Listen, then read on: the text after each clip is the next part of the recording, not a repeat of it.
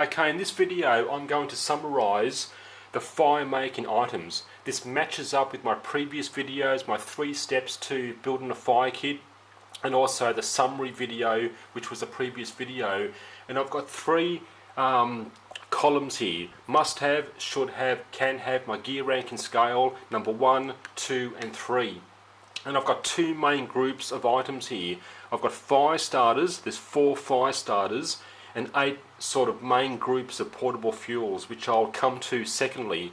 So in the must have items, you've got a lighter, a ferrocerium rod, are your 2 fire starters, and your 4 portable fuels are a candle, candles, clean cotton balls, and I'll come to the Vaseline situation in a moment. Solid fuel, those solid fuel cubes, which can also be crushed, and I've demonstrated all these items. I demonstrate in videos, by the way, in this playlist, so I'm not going to talk about these items. I demonstrate and talk about all those items previously, but you can buy these solid fuel cubes very cheap. You can crush it up into granules, which makes it a very easy way to carry around in the field in your backpack and so forth. And RIT is rings of inner tube. Again, a very cheap and simple. Those 3 things. Candles are pretty much standard. Most people will agree on that. Cotton balls, most people agree on that, but it is a very cheap. They're all cheap items. Solid fuel, those solid fuel cubes and rings of inner tube are almost for free if you've got old bike tyres and so forth.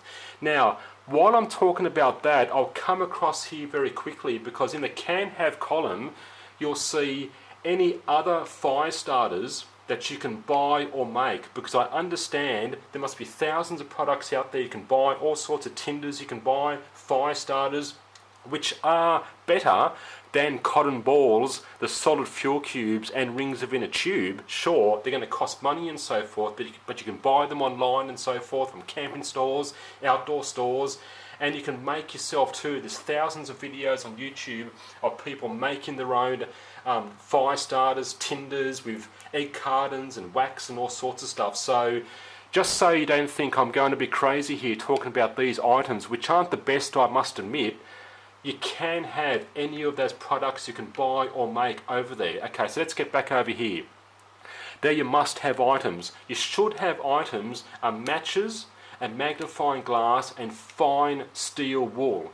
Now, matches, very much in use, in demand, very much an item. Some people out there don't like matches, you don't need them and so forth. Well, they haven't been superseded. You can still buy matches. They're still very much a product you can use, still very versatile and useful. So I always recommend you use matches, despite what some people on YouTube and so forth will say. Magnifying glass, free energy from the sun, and fine steel wool is what I call, it's one of your 2 ember producers. Charcloth is your 2nd ember producer. So fine steel wool is what I call a hot ember produced by hot sparks from a ferrocerium rod. You can start more marginal material, you can start kindling. You don't even need tinder with steel wool, because it's a very hot ember, especially if you blow plenty of air onto it. Okay, that's a should have. If I was forced to choose between steel wool and char cloth, I would take steel wool, because it's a multi-use item.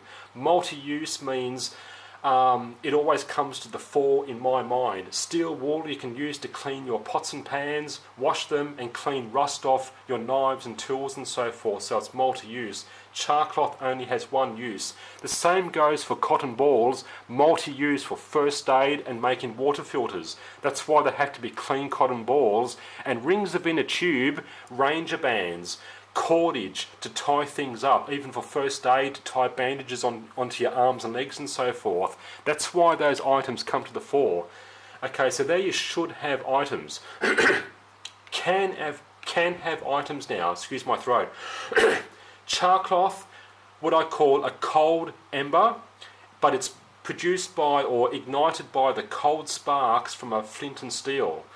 You normally only need charcloth if you use flint and steel, but charcloth's also good at preserving your ferrocerium rod, because only 1 small spark can start charcloth. So it saves your ferrocerium rod from scraping it too much and you wear it away if you're trying to start tinder and so forth. So Charcloth, which you can make in the field as well, that's why it's very handy. Good skill to learn making Charcloth. All your natural tinders are now a can have. Okay, everything. Coconut fibre tinders here in Thailand, you know, whether you birch bark fibres, all that sort of stuff, you know, tinder fungus, everything, anything you can find, whatever part of the world you're in, are your natural tinders. Like I've already said, your other fire starters you can buy or make, and then all your, what I call your hero fires, your fancy fires, flint and steel, friction, primitive friction fire, are all in the can have. See how I don't restrict anything or dictate to you what you can and what you can't have. You can have everything. That's why it's can have. But the thing is, you can enjoy the outdoors and you don't need flint and steel. You don't need friction fire. You don't need char cloth. If you watch YouTube videos, young people growing up will think you have to have those things to enjoy the outdoors. You don't need those things. That's why they're must have. A lighter, ferrocerium rod's always good, and those tinders, portable fuels and a candle and so forth, but you can have anything else. Friction fire, primitive friction fire, of course, is a good skill to have, a good primitive skill to have. Flint and steel, sure, you can do all those, practice those skills if you want, but you don't need those things to enjoy the outdoors. That's the main key here. So you can have whatever you like in your can have. This pretty much matches up those previous videos, except I've got matches and fine steel wool in the step 1 fire tin, because there's room in the fire tin to put some, you know, a few matches and a bit of steel wool, and also char cloth you can put into your fire tin. But it's pretty much, you know, 1, 2 and 3 must have, should have, can have, matching up basically with your fire tin step 1, the fire kit carried on your person step 2, and your extended fire kit step 3, but not exactly, but close to it, except for those few things I pointed out. So in quick summary, you've got 4 fire starting items: your lighter, ferrocerium rod, matches and magnifying glass. Don't forget, matches haven't been superseded. Friction fire has been superseded thousands of years ago. Flint and steel was superseded, what, 200 years ago when matches were invented. But matches haven't been superseded. You can still buy them in shops. That's why you should still use them. Should have. Not a must have, but a should have. Then your 8 portable fuels: your candle, clean cotton balls, solid fuel cubes, rings of inner tube, fine steel wool, char cloth, your ember producers, all your natural tinders, any other fire starters or tinders you can buy or make. That's your bonus sort of category. It's really 7 categories plus anything else that you can buy or make out there. The very last point is Vaseline. Of course, cotton balls smeared with Vaseline gives a longer lasting flame, but you still need those clean cotton balls as first aid to make water filters. That's what I recommend. If you want to take cotton balls and Vaseline, I would take a separate container full of cotton balls smeared with Vaseline for emergency use, but always take clean cotton balls. And Vaseline itself is a multi-use item for first aid on dried lips, small cuts and so forth.